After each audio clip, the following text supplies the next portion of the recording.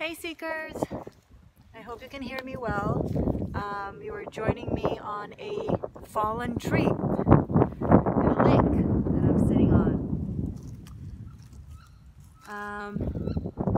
If you're new, welcome to the Existential Shift. I am Morgane, and honestly I wasn't sure what I was going to talk about. I just came here to hike a little bit, to absorb nature a little bit. Every now and then I feel like I have to, and honestly, just by mentioning right now a fallen tree, it kind of reminded me of a thought that I had just a few days ago even, about I think a lot about, the notion of seeing and envisioning and kind of, I do tarot and I feel energy. I'm an empath, and I tap into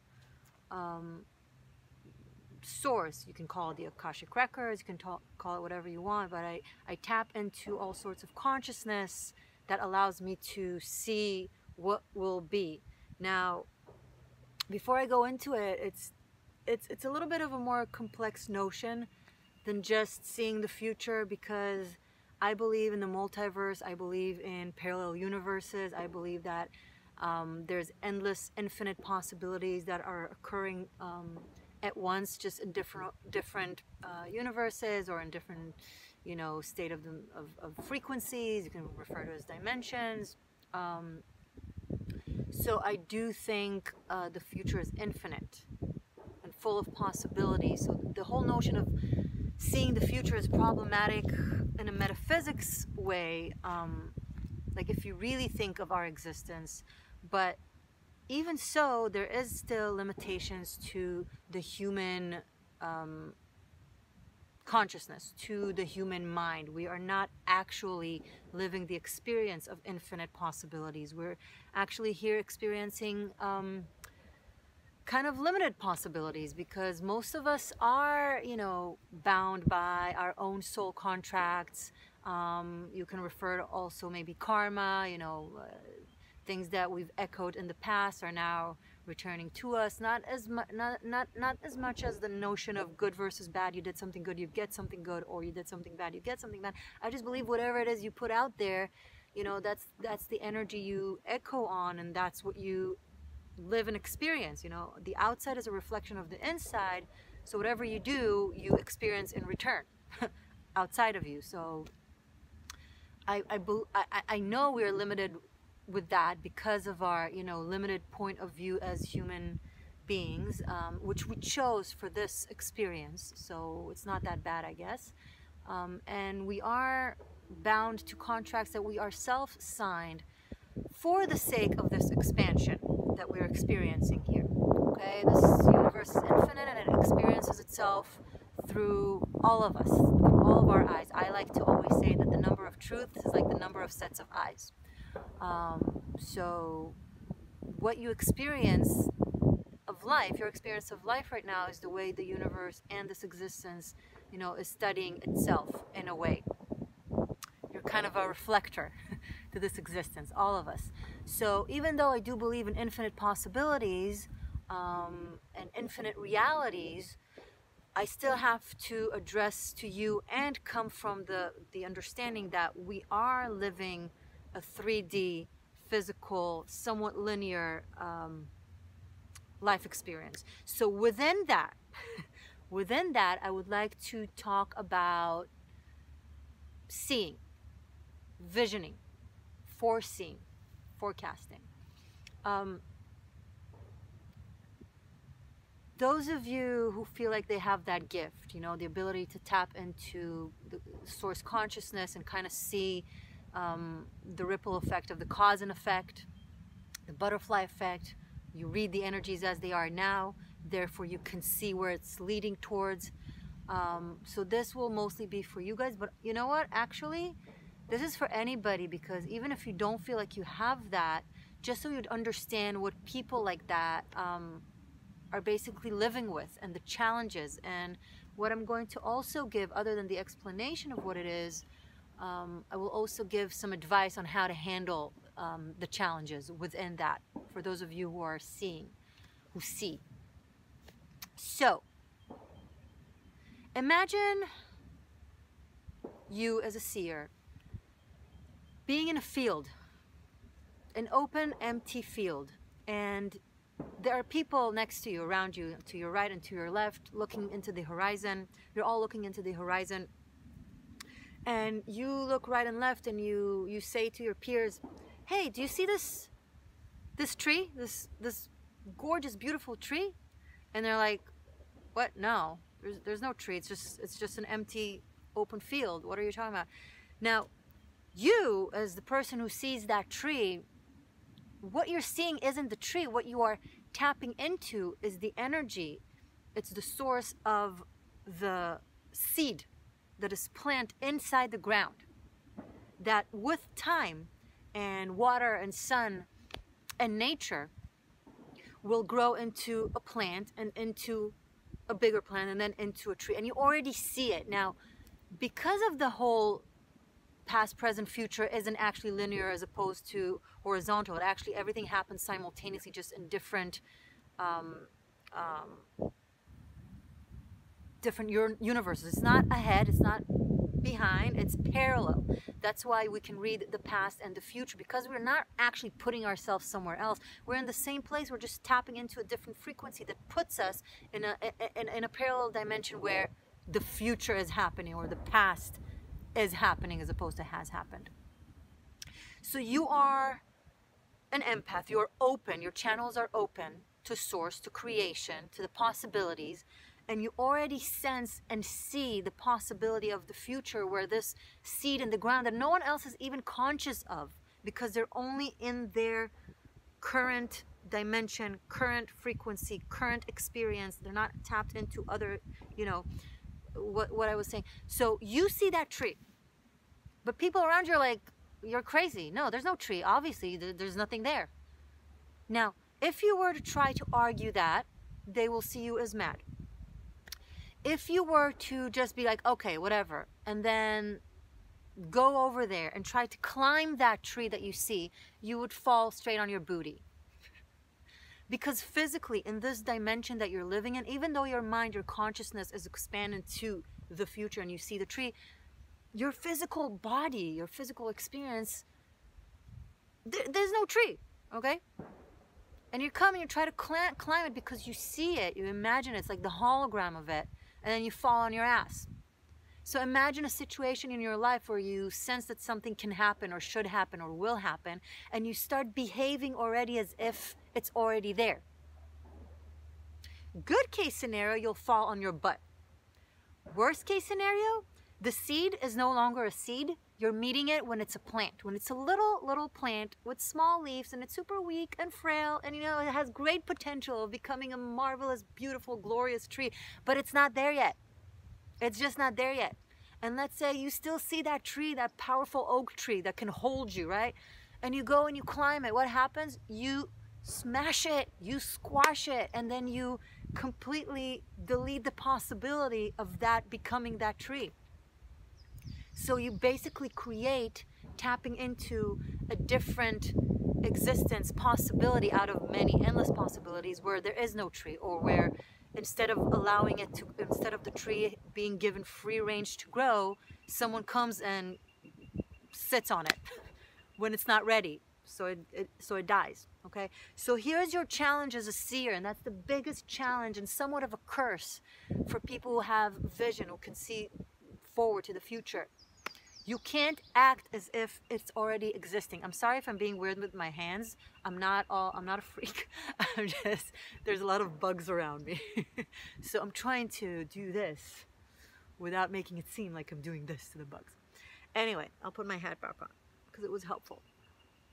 So your challenge and your wisdom and your understanding of what it is that you have is to not behave as if it is a tree. It's to understand, okay, I can see in the hologram that it can be a tree, but I can also understand from my limited point of view of this brain, of this body, of this experience, that it's not there yet, that we are within the laws of nature, right? The elements, water, fire, air, earth, where this seed needs time to evolve within the earth and push through it using water, and then forcefully coming out of the earth into the air, and then using oxygen and sun and time. Okay, we are in a space that is made with time. It's just what it is. There are other dimensions where time is non-existing, okay, but in here we are bound by time and elements and the cycles of nature. Okay, you can't force a plant to grow faster just because you want the fruit, right? We all want the fruit, but we have to allow them to be created. So if you feel, envision, see something, you have to be able to hold your actions and be patient and understand that maybe your environment isn't seeing it yet. Maybe it's just not there yet. And if you were to respond to your environment or to the situation or to the people involved as if there's something wrong with them for not behaving in accordance, you know, if people around you are like not seeing the tree because, well, they live in this existence, they don't see the tree. You can't blame them for it, and they need to grow into it, and they need to let time pass. They need to allow the tree to come up, and then they'll be able to see it. If you start telling them that they're stupid or blind for not seeing it, you're just gonna lose the experience of connection here on this earth. There's a reason why so many seers are so lonely, because you feel alone in this life, because you feel like no one understands you. And it's true. They don't understand certain things that you see. So you need to learn to hold back, yes. Know when to speak, know when to not speak, know when to say something, know when to not say something, know when it's time to climb the tree or pick up the fruit, and know when to wait. Okay? Because even though you see a tree, it's still a little plant and you need to give it water. Right now, it's not in a position to hold you, to let you climb it, right, or to feed you with its fruit. Right now, it's in a position where it needs you to be patient and loving and give it water in the right time. Not too much and not too little, just as much as that specific plant needs to its growth. You need to help it become what it can be, as opposed to oppress it, suppress it, be mad at it, because then you'll just kill it and then you won't have it at all. This refers to career potential. This refers to love potential, okay? You know, a lot of people come to me and they're like, I feel like we can have true love and that's the real thing. And it's like, okay, but the other person isn't seeing it yet. They need to go through the experience of getting to know you, of spending time with you. And then if you'll respond to them as if you guys are already married, when they'll be like, okay, you're weird and this is stressful and okay, bye. And then you ruined that potential in the first place. And if when it comes to, I don't know, work potential, you know you can be a great whatever, but if you just go into a job opportunity without accumulating the knowledge, the cognitive knowledge that you require to show that you're able to handle that work, the boss or the people involved will be like, I can't give you an opportunity. You haven't proven yourself yet. It doesn't matter that you know you can do it. You have to live through that experience and show that you have become the thing that can do it. Go through the cognitive, you know, soak the cognitive knowledge. Learn the craft. Renma, polish, keep polishing. Whatever craft it is that you're working on. You know, show that you're great. Don't just come and be like, oh, I know because I had a dream and in the vision I know that I'm supposed to be this great thing. Okay, but you can't just sit around. And now, here's the thing. You had this dream that you're going to be this great whatever, and now you're just sitting around waiting for it. As opposed to if you didn't have that dream in the first place, if you didn't know that, you would just go through the experience of life that is supposed to get you there. You would have failed many times doing other things, but those failures would have taught you and grant you experience and knowledge, and it would all accumulate at a certain time to put you in a place where now you are that thing. Had you waited though, because, oh, I'm going to become that thing, you're not becoming the thing. You're just sitting and waiting for it to just kind of manifest on its own. That's like a seed being like, oh, I know I'm going to be a tree. I'm just going to sit here. I'm not going to drink the water, and I'm not going to push through the dirt because it's going to happen anyway. So I'm not supposed to do anything. When you get a vision, it shows you the potential. Now you need to do the action to get you there. Okay? And if you want someone else to live their potential, then don't stress them out and pressure them when they're not ready. That's the hardest part of being a seer, of having a vision. It's hard. It's hard. It takes years of practice. And also it takes a lot of suppressing the ego. When you know something, you wanna show it, right? You wanna teach it. You wanna help others see.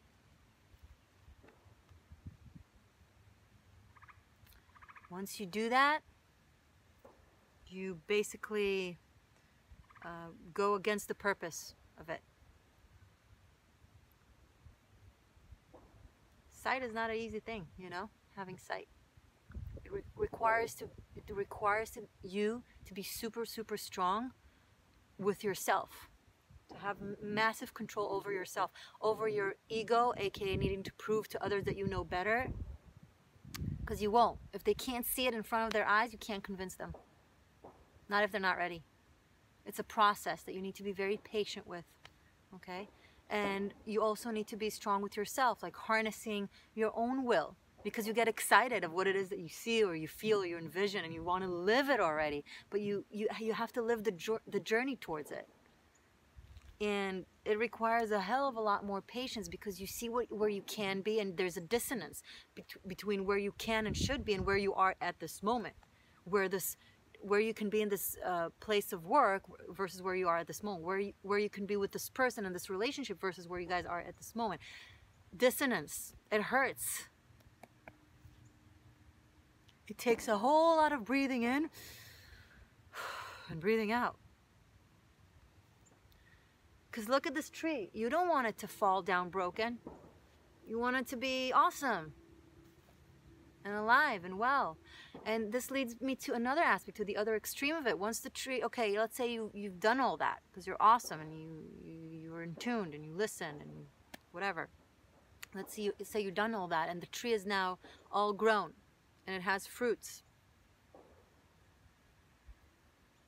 What if now you're confused and you already got too accustomed to waiting, and you ignore the fact that the tree is already a tree, and then you don't pick up the fruit and you don't enjoy them as they are fresh and meant to be eaten, and now they just sit there waiting and they get rotten and then they fall and then you lose them.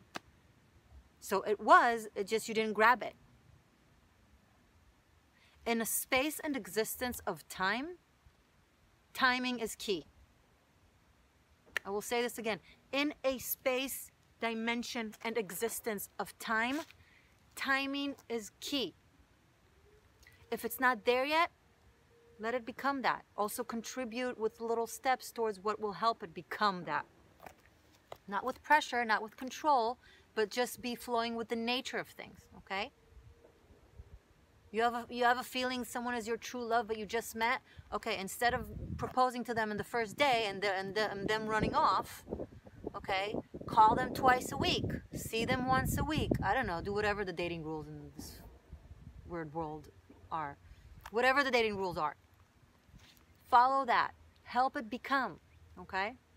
But then when you feel someone is ready and connected to you, don't overweight, don't hold off too much, because then they're like, okay, maybe this person doesn't really like me or doesn't really want to be with me, and then they go off and disappear. You know, the fruit is already, it was ripe, and then you waited too long, you didn't pick it up in time. You see? Timing, process. Now, don't get me wrong, if the tree is already a tree and the fruits are already ready, maybe the tree is also hyper seer and grows really, really fast and defeats the laws of nature. I don't know. Maybe it's a super bionic tree. Whatever. If there's mutual communication between you and the vision, whatever it is, be it work, be it relationship, whatever it is, okay? If there's mutual communication and connection, then you can grow and continue together and discuss that vision and make it happen together. But that's what you need to understand. It needs to happen with cooperation and communication and being at the same eye level with the thing, as opposed to pushing it or controlling it or suppressing it or being mad at it if it's not seeing what you're seeing yet, okay? Or if it needs more of a process.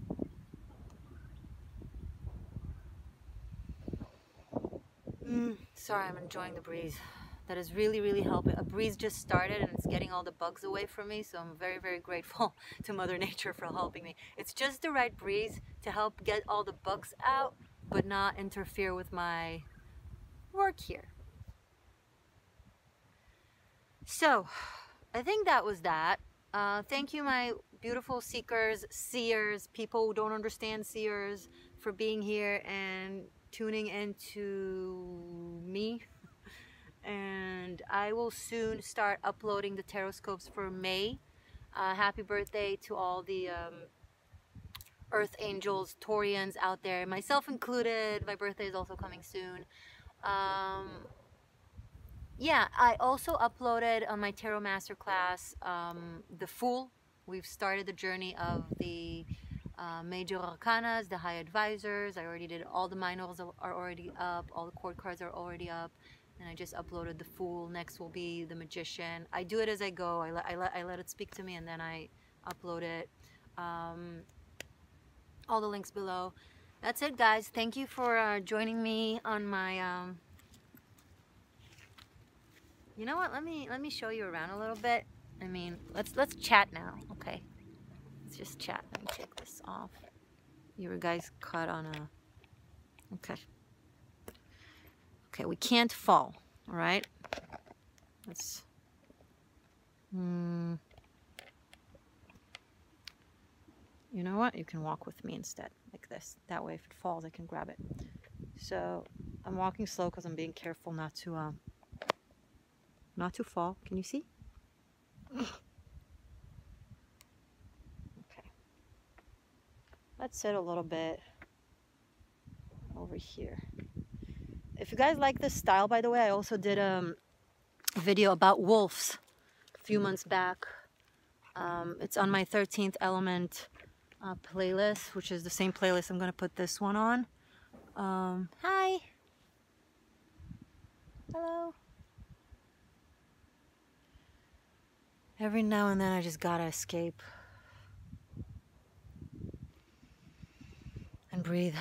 Now you guys are just joining me on my moment. I'm just sharing a moment with you guys. Here, we're sitting on a... I'm a climber. I'm a climber. Okay.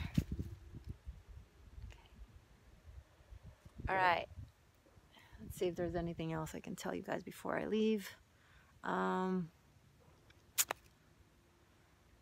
Full moon in Libra is coming up. I'm an intuitive astrologer. I'm not a professional astrologer, so I can only tell you what I'm sensing right now with the energies. And Libra be the sign of relationships and connection and, you know, striving for balance and harmony. I think I spoke about this once on a Libra video. When you have a goal, you have to go through the journey of attaining the goals. Like when you want to become stronger, then you have to go to, I don't know, do some activities, sports, go to the gym, develop your strength. That's how you develop muscles, by lifting and, you know, exerting. You know, it's not comfortable, right? So to achieve balance, we have to learn imbalance.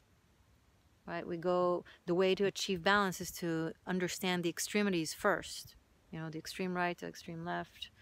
And from that experience, we learn to understand balance. So because this is a full moon, an illumination of connections, of relationships, of balance, for those of us who did a lot of work, this might be the culmination of that work, and maybe, you know, like beautiful unions or things like that are big potential. I feel like, you know, either relationships, connections between two people who are very, very conscious and very aware and have done a lot of work on themselves, you know, separately and maybe also together, but most especially on themselves. So there's wonderful, beautiful potential for illumination of the connection. But for those of us who have a lot of inner demons, and, you know, we're still living the experience of the extreme emotions and extreme states of mind, because this full moon illuminates the importance of balance and importance of connection from a balanced place, then it might bring up a lot of the emotional goo from those extreme places that we still live by and believe by and all that. So it really can go either way depending on your state of mind and state of affair and what you've done in the past months or what you haven't done. It could be an extremely uncomfortable full moon for those of us who suppress and haven't delved into our extremities, and instead of taking them in and kind of living through them, living through those experiences in order to tap into the sensation of the balance. If we tried to suppress it, escape it, not handle it, not address it, pretend like everything is fine, that's when everything will come out. Okay, but those of us who have done integration work, it's not too late. You can start now. Integration work where you acknowledge your states of mind, your extreme ones as well. You know, the dark work, shadow work. If you haven't done shadow work, if you haven't faced yourself and your emotions and your mechanisms and all that jazz, then this full moon is going to illuminate those. And if you've been forcing suppression, then it might be challenging and somewhat painful. So do it from choice. Do it with your lead to it yourself, so it won't be forced on you and it won't like drown you. You know, full moon, it's like it's very watery. You don't want to be overwhelmed by it because it will bring everything up into the surface. So you start bringing things up into the surface right now. Have those conversations with yourself and with your, relevant, significant others, from family members to romance to friendships. Address things now, most especially within the relationship with yourself. Okay, and if you generally believe like you've done all that and you feel like this ticklish feeling, it could be a potential of something being illuminated as as love. Seriously. So I don't know what your story is, but either way it will be important and wonderful. And if not now, it will lead to it. Okay, hope that made sense. I love you guys very, very much. Thank you for joining me today, and I will see you soon.